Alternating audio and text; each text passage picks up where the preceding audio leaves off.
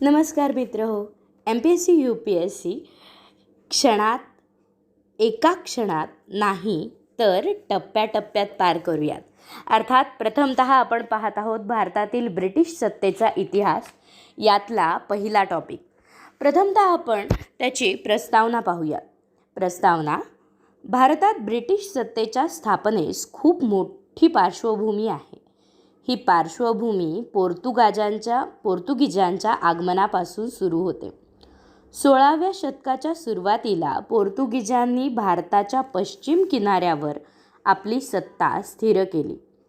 त्यानंतर 17व्या शतकात डच, इंग्रज व फ्रेंच व्यापारी भारतात आले. त्यावेळी भारतात मुघलांची प्रबळ सत्ता अस्तित्वात होती. त्यामुळे सुरुवातीच्या काळात युरोपीय व्यापाऱ्यांनी आपले लक्ष व्यापारावर केंद्रित केले. सुरुवातीस युरोपीय व्यापारी मुघल सम्राटांकडून परवाने मिळवून शांततेत व्यापार करत असत. व्यापाराच्या सोयीसाठी युरोपीय व्यापारी कंपन्यांनी भारतात वखारी स्थापन केल्या. मुघल बादशहा औरंगजेबाच्या मृत्यूनंतर मुघल सत्तेला उतरती कळा लागली. मुघल साम्राज्याच्या सुभेदारांनी स्वतंत्र स्वायत्त राज्य स्थापन केली.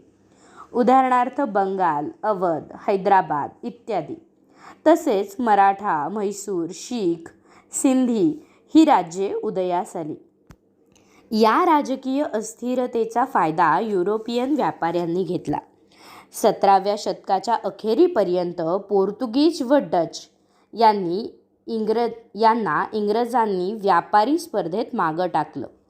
भारतात व्यापारी मक्तेदारी मिळवण्यासाठी इंग्रज व फ्रेंच यांच्यात मात्र अटीतटीची स्पर्धा होती. पुढे 18व्या शतकाच्या मध्यावर 1744 ते 1763 दरम्यान इंग्रज व फ्रेंच यांच्यात 3 युद्धे झाली. त्याला कर्नाटक युद्धे किंवा कर्नाटिक वॉर्स असं म्हणून संबोधतात. तिसऱ्या युद्धात इंग्रजांनी फ्रेंचांचा पराभव केला. सत्ता स्पर्धेत फ्रेंच नामोहराम झाल्यामुळे भारतात इंग्रजांना प्रबळ युरोपीय स्पर्धा उरली नाही. त्यानंतर इंग्रजांनी आपला मोर्चा भारतीय राज्यांकडे वळवला. मोठ्या योजकतेने व नियोजनाने त्यांनी युद्धे व कूटनीतीच्या सहाय्याने 1857 पर्यंत जवळजवळ निम्मा भारत आपल्या प्रत्यक्ष सत्तेखाली आणला. उर्वरित संस्थानिकांनीही आपल्या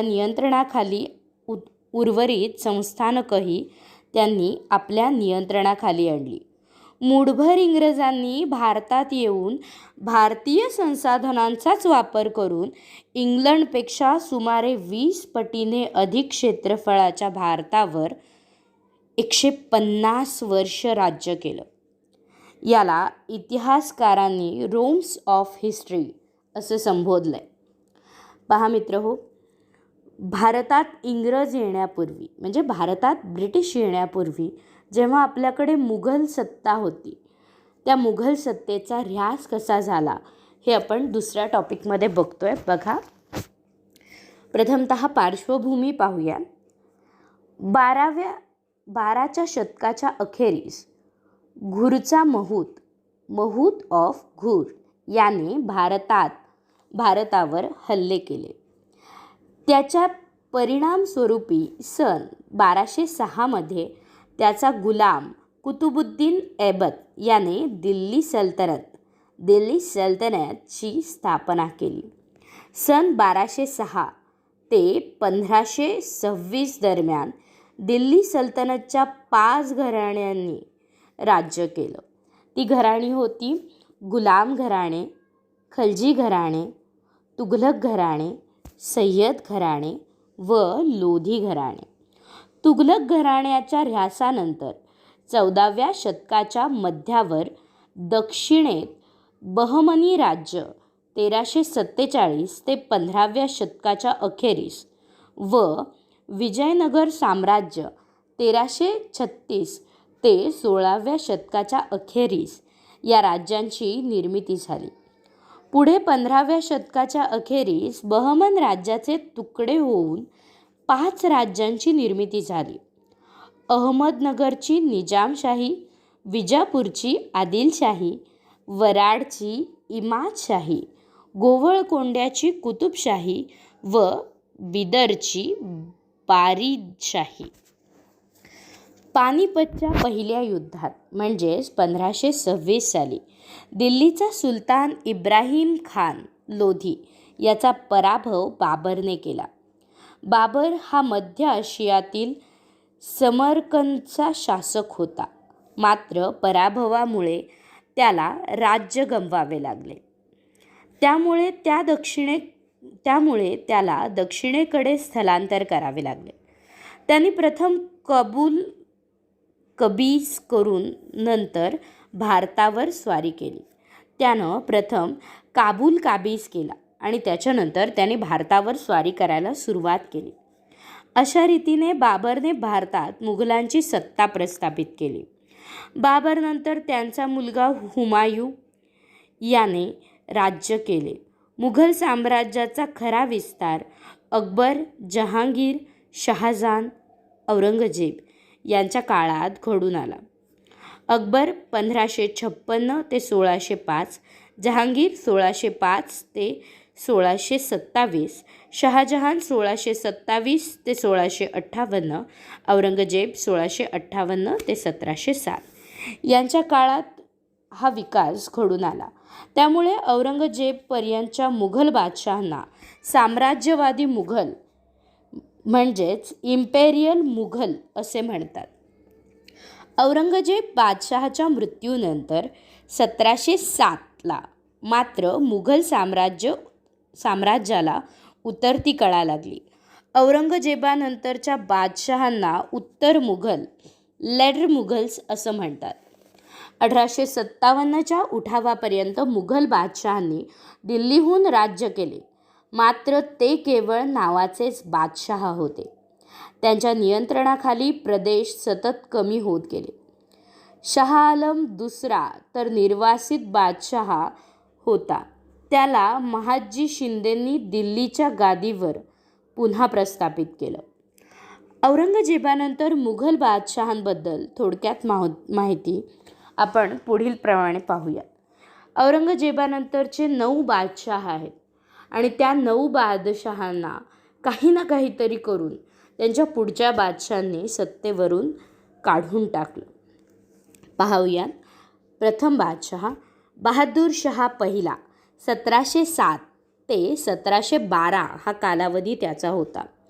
औरंगजेबाच्या मृत्यूनंतर मुघल गादीसाठी त्याच्या 3 मुलांमध्ये झालेल्या युद्धानंतर बहादूर बादशहा बनला. सत्तेवर आल्यावर त्याने शाह आलम पहिला हे नाव धारण केले. त्याच्या काळात शिखांबरोबर समझोता होऊन गुरु गोविंद सिंग यांना मुघल सेवेत घेण्यात आलं. मात्र ही युद्धबंदी तात्पुरती ठरली. गुरु गोविंद सिंग यांच्या मृत्यूनंतर म्हणजे 1708 नंतर शिखांनी बंदा बहादूरच्या नेतृत्वाखाली मुघलांविरुद्ध बंड केला. बुंदेल व जाट यांच्याबरोबर मुघलांचा समझोता होऊन त्यांचे प्रमुख अनुक्रमे छत्रसाल व चुडामण यांना मुघल सेवेत घेण्यात आले. बहादूर शहाने छत्रपती शाहू राजांना, संभाजी महाराजांचे पुत्र छत्रपती शाहू महाराजांना कैदेतून मुक्त केले. शाहूराजे महाराष्ट्रात परतल्याने ताराबाई व शाहू यांच्यामध्ये गृहयुद्ध सुरू झाले. त्यानंतर जहांगीर शहा 1712 ते 1713 हा त्याचा काळ होता. दुसरा बादशहा हा औरंगजेबाच्या मुघल बादशहांच्या नंतरचा. बघा, बहादूर शहाच्या 4 मुलांमध्ये गादीसाठी झालेल्या संघर्षात जहादर शहा यशस्वी ठरला. जुल्फिकार खान हा मुघल सरदाराने केलेल्या मदतीने तो गादीवर आला. बघा, बहादूर शहाच्या 4 मुलांमध्ये गादीसाठी झालेल्या संघर्षात जहांदर शहा यशस्वी ठरला. जुल्फिकार खान या मुघल सरदाराने केलेल्या मदतीने तो गादीवर आला. तिथूनच नोबेल्स किंगमेकर म्हणून ओळखले जाऊ लागले. आणि कार्य करण्याची प्रथा अस्तित्वात आली. ही बाब बादशहाचे घटलेले वर्चस्व प्रदर्शित करते. 1713 जहांगीरचा खून झाला. तो खून त्याचा पुतण्या फारुख सियार याने घडवून आणला व तो बादशहा बनला.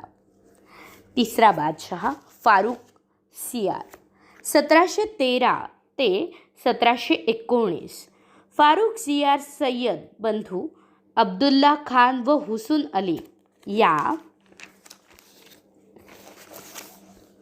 या सदस्यांच्या मदतीने गादीवर आला.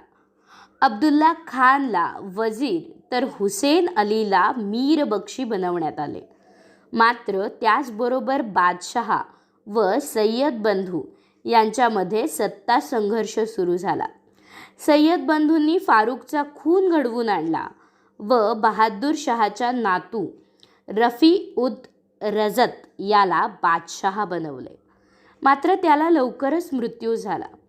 फारुख सियारच्या काळात शिखांचा नेता बंदा बहादूर यास पकडण्यात आले व मारण्यात आले. 1717चे फरमान बघा. 1717चं फरमान हे ब्रिटिश सत्ता येण्याचं खरं कारण ठरू शकतं असं मला वाटतं. 1717 फारुख सियारने फरमान जारी करून ईस्ट इंडिया कंपनीला गुजरात व दख्खनमध्ये व्यापार करण्यासाठी विशेष अधिकार प्रदान केले. त्यानंतरचा बादशहा मोहम्मद शहा. रफीच्या मृत्यूनंतर सय्यद बंधूंच्या मदतीने मोहम्मद शहा गादीवर आला. 1720 इतर सरदारांना सय्यद बंधूंविरुद्ध कट रचून त्यांचा खून घडवून आणला. ऐशो आराम व राज्यकारभाराकडे दुर्लक्ष यांमुळे मोहम्मद शहाला मोहम्मद शहा रंगीला असे नाव पडले. त्याच्या काळात 1738 पहिल्या बाजीरावाने दिल्लीवर हल्ला करून दिल्लीत प्रवेश केला. मोहम्मद शहाच्या काळात हैदराबाद, अवध व बंगाल ही प्रादेशिक स्वायत्त राज्ये निर्माण झाली. मुघलांच्या सेवेत असलेल्या सरदारांनी सुभेदारांनी मुघलांपासून विभक्त होऊन त्यांची स्थापना केली. 1738 ते 1739 अफगाणिस्तानचा शासक नदीर शहा याने भारतावर हल्ला केला व दिल्लीचा कठोरपणे लूट केली. त्याने मुघलांकडून सिंधू नदीच्या पश्चिमेकडील प्रदेश काढून घेतला. तसेच नदीर शहाने मुघलांकडून कोहिनूर हिराही काढून घेतला. मयूरासन व इतर मौल्यवान वस्तू त्याने बळकावल्या. अहमद शहा, पाचवा राजा.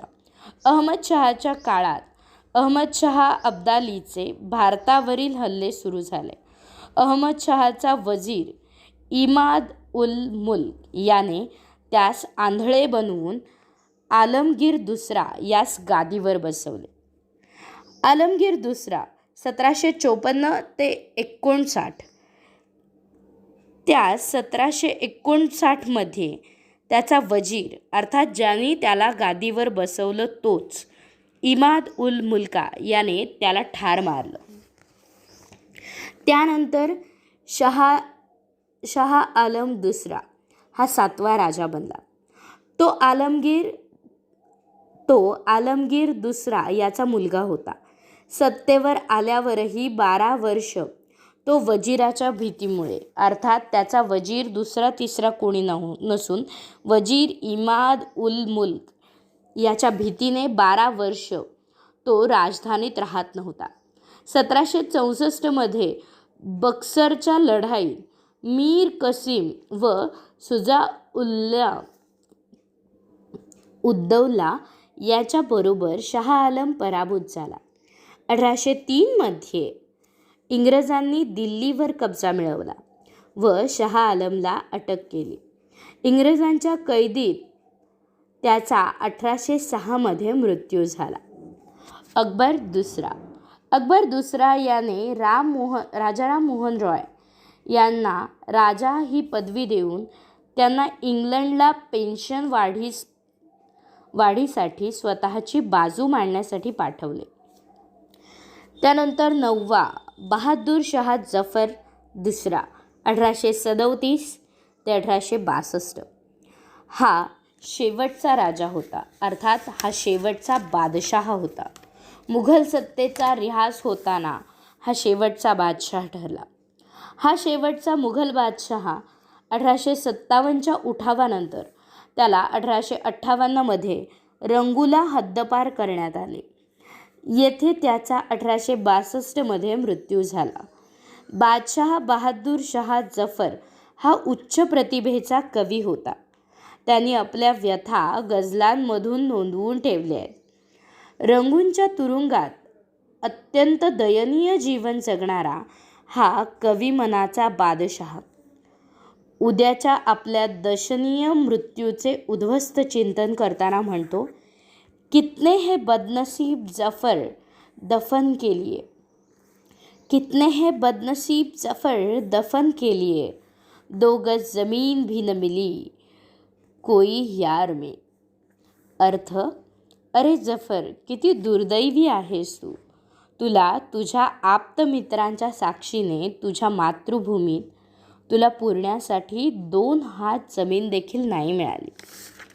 इतिहासाचा अभ्यास करताना कुठंतरी खरंच पानापानांवर लिहून ठेवलं आहे आपलं उद्याचं भविष्य. कर्मा रिटर्न्स म्हणतात ते काही खोटं नाही. मुघल सत्तेचा ऱ्हास होताना बादशहांनी एकमेकांवर कुरघोड्या केल्या आणि शेवट मुघल सत्तेचा ऱ्हास होताना शेवट झाला तो अर्थात जफरने. जफरच्या या वाक्यातून आपल्याला दिसून येतं की खरंच किती वाईट आहे मातृभूमीपासून वंचना होणं. आणि त्याबरोबरच मुघल सत्तेचा ऱ्हास झाला. So thank you so much for watching. हा होता आपला पहिला टॉपिक. दुसऱ्या टॉपिकसाठी लवकरच भेटूयात. अर्थात इतिहासाचा अभ्यास करताना, इतिहासाची पानं चाळताना आपल्यासोबत MPSC UPSCचा हा पहिला पडाव करताना खूप आनंद होतो आहे. याच्या नोट्स तुम्हीही लिहा आणि याच्यासाठी सेमिनार देताय अशा पद्धतीने अभ्यास करा. नक्कीच तुम्हालाही हा पाठ अवगत होईल. धन्यवाद.